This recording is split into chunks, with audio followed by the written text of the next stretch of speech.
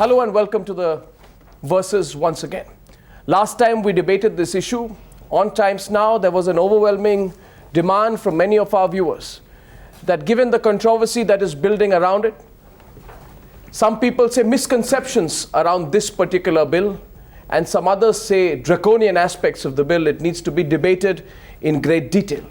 What we are talking about is the draft Prevention of Communal and Targeted Violence, Access to Justice and Reparations Bill 2011, which is broadly, in layman terms, being described as the Prevention of Communal Violence Bill. Politically, you already see a polarization. The Congress party is pushing for it, saying in a country that's been torn apart on issues of religious violence in the past, this bill is an absolute necessity and an antidote for the future. The BJP is taking a position saying this bill is essentially anti-majority. What's the truth? What's the rationale? What's the purpose of this bill? Will this issue only become political? Therefore, taking positions on the versus. This weekend I have, let me introduce from my extreme left, Seshadri Chari, former editor of The Organizer, BJP leader and RSS ideologue. Thank you very much. Kamal Farooqi, member of the Muslim Personal Law Board. Welcome to the show. Rajiv Pratap Rudy, member of Parliament and national spokesperson of the BJP. It's a great pleasure to have you once again. Mr. N.C. Saxena, member of the National Advisory Council, involved in the drafting of this bill. Thank you for coming back. Aryaman Sundaram for lending a legal perspective and taking a position on the senior lawyer of the Supreme Court. Great to have you. And Harsh Mandar, writer and social worker, and also someone who has been clearly involved in this bill as a member of the NAC. Harsh, it's nice of you to come. Format is very clear, so that each one of our participants gets an opportunity to make introductory comments without being interrupted, and then we begin the debate. Therefore, I'd like to first ask our participants to take positions. After they make their introductory comments, we'll go straight into interjections.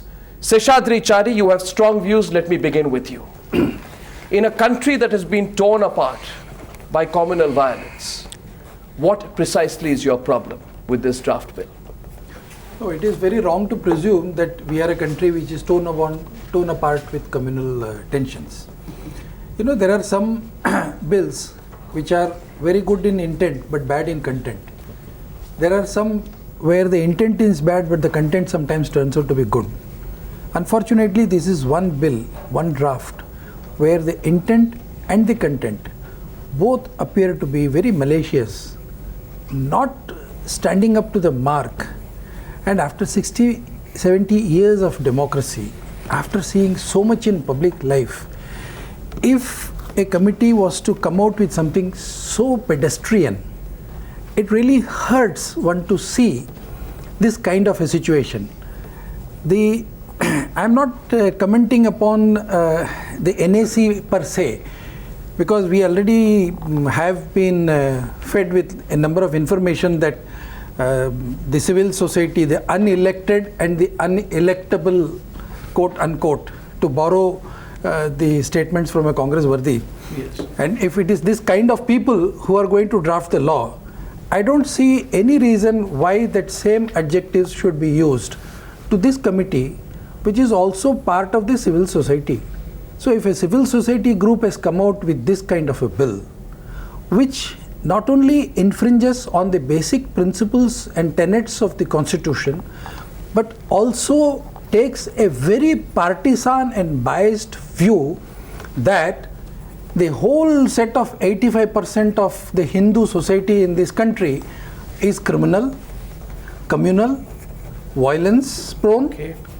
and it's only the small section of the minority which basically they assume to be the victims, whereas this is not the truth. Strangely and ironically, if there is a communal tension between, let us say, a Shia and a Sunni in this country, this bill can do nothing about it. If a Christian happens to attack a Muslim, or for example take an exact case of a Christian professor in Kerala whose hands were chopped off by radical Muslim elements, and he has absolutely nowhere to go. I mean, can we at this stage of our democracy come out with something so pedestrian? Right. In your introductory comments, I go to Harsh Mandar. I want to go to the other side. I think, Mr. Mandar, before I come to you, the controversy is over the definition of the word group. Group as defined in the bill is a religious or linguistic minority in any state in the Union of India or scheduled castes and scheduled tribes. And the BJP's contention is that there is a presumption you are making there, that communal trouble is created only by members of a majority community. I'd like your first rebuts and your introductory comments. Yeah. See, what is the purpose of this bill? This bill is designed to have an India in which we don't see another Khairlingi, another 1984 riots, another Bhagalpur, another Gujarat, another Kandhamal. Why have these massacres against scheduled castes, scheduled tribes, religious minorities and linguistic minorities recurred from time to time? Is it that the state did not have enough powers? Or was something else happening? And our premise is that these massacres have recurred principally because the governments have not been accountable. They have allowed, I've been a district magistrate in 6 districts. Okay. I can guarantee that no riot can continue for more than a few hours without the active complicity of the state. By not acting, you allow massacres to take place. And a few disclaimers right at the very start. This is not about BJP and Congress. There have been some of the worst riots under the watch of the Congress. So I'm not talking about one party or the other. It's not about Hindus and Muslims, because Hindus, just for Mr. Seshadri, you talked about 85%. What about the Dalits?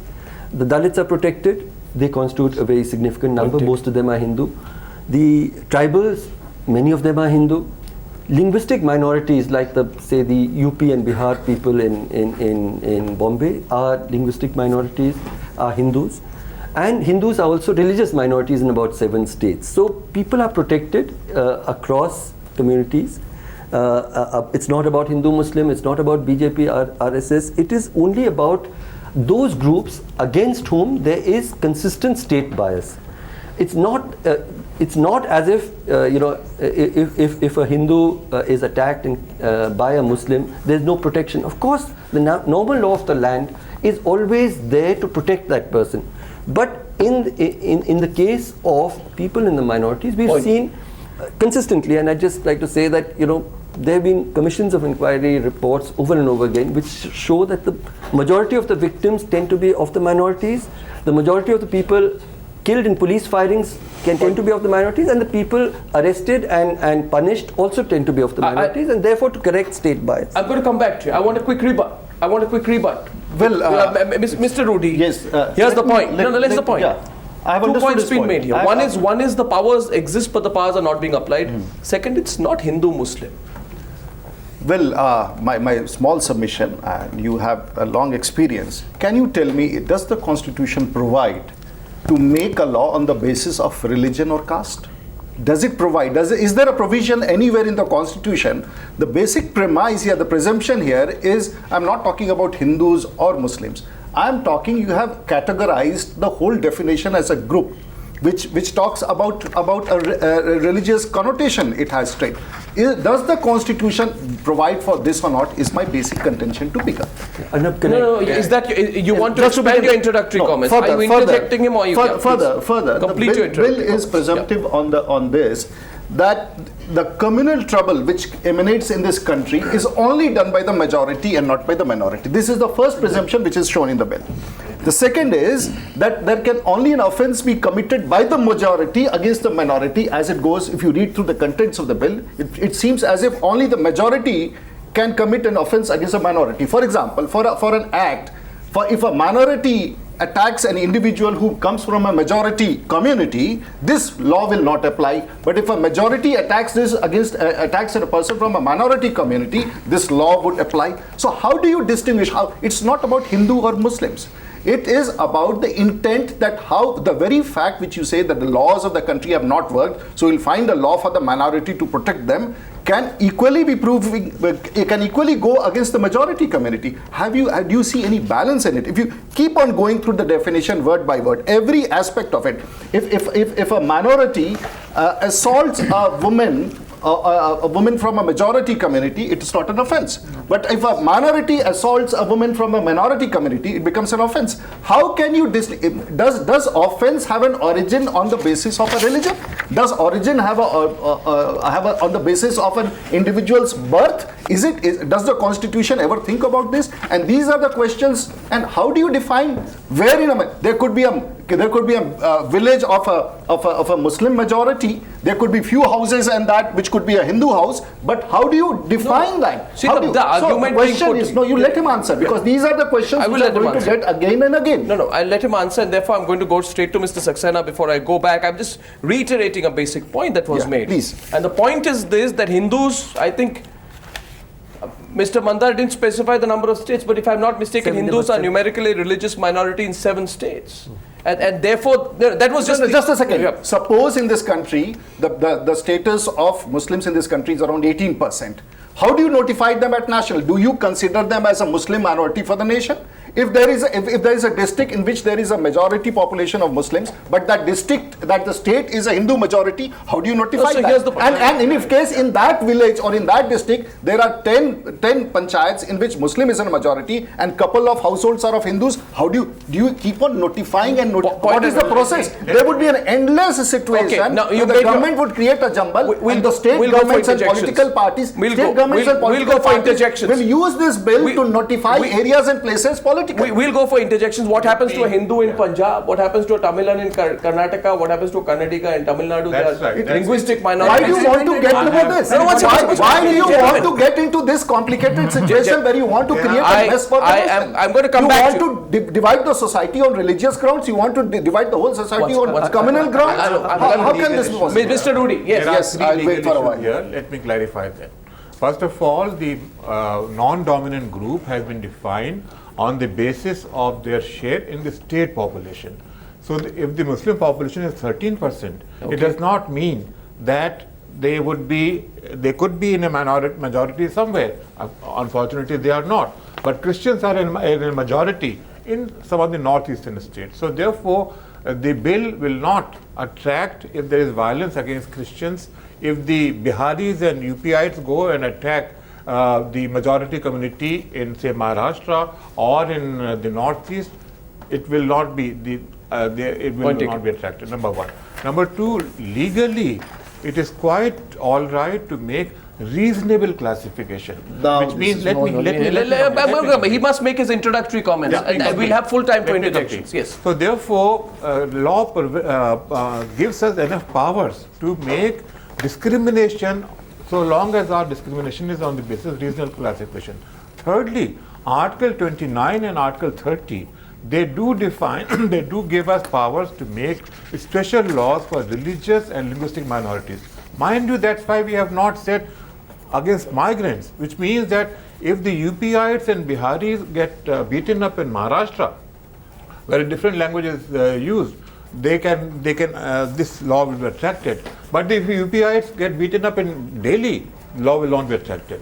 Secondly, the basis of making reasonable classification is the past experience. Past experience shows that there is a great deal of institutional bias which exists in the minds of district administration, and they have often not taken their job seriously. They have been siding with the majority community, and this has been, I have studied riots in Bhiwandi, in Ahmedabad, in Jamshedpur, in Bhagalpur, in Delhi. Everywhere it shows that the police action has been one-sided. Why introduce? Here's my intervention before I go to Mr. Now let me make last point. Okay, last point. Last point is that look at the Domestic Violence Act.